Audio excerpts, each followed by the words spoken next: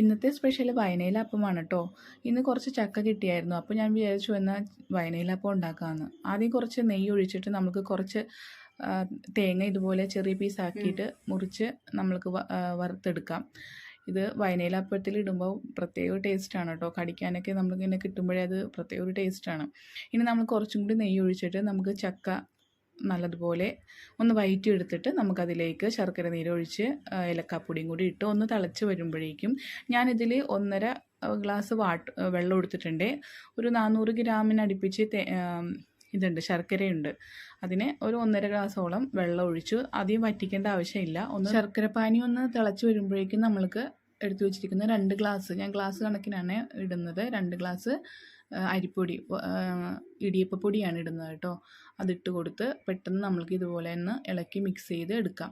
കുറച്ച് തേങ്ങയും കൂടി ഇട്ടാൽ കൂടുതൽ ടേസ്റ്റ് ആയിരിക്കും. ഞാനിതിൽ അരമുറി തേങ്ങ ഇടുന്നുണ്ട്.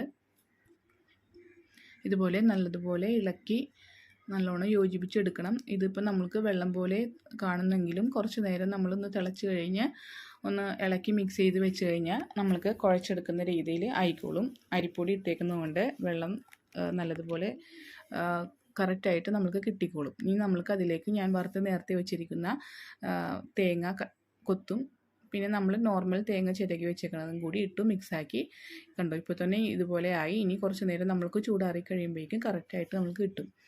വയനയില എന്ന് പറഞ്ഞിട്ടുണ്ടെങ്കിൽ നിങ്ങൾക്ക് അതിൻ്റെയൊക്കെ ഗുണങ്ങൾ അറിയാമല്ലോ. അതിൻ്റെ ടേസ്റ്റ് ആണെങ്കിൽ അപാരമാണ് കേട്ടോ. അതിൻ്റെ സ്മെല്ലൊന്നും പറയാൻ പറ്റത്തില്ല. ഇതിങ്ങനെ ആവിയിൽ വെന്തിങ്ങനെ വരുമ്പോഴേക്കും നല്ല സ്മെല്ലാണ്.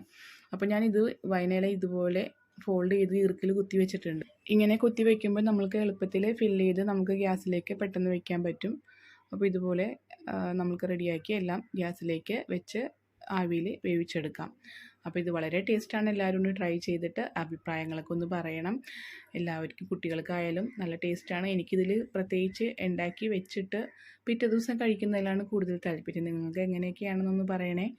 എന്തായാലും ഒന്ന് ചാനലൊന്ന് സബ്സ്ക്രൈബ് ചെയ്ത് സപ്പോർട്ട് ചെയ്യണേ. ഷെയർ ചെയ്യാൻ മറക്കരുത് കേട്ടോ. അപ്പോൾ അടുത്തൊരു വീഡിയോയുമായി കാണുന്നവരെ എല്ലാവർക്കും ബായ്.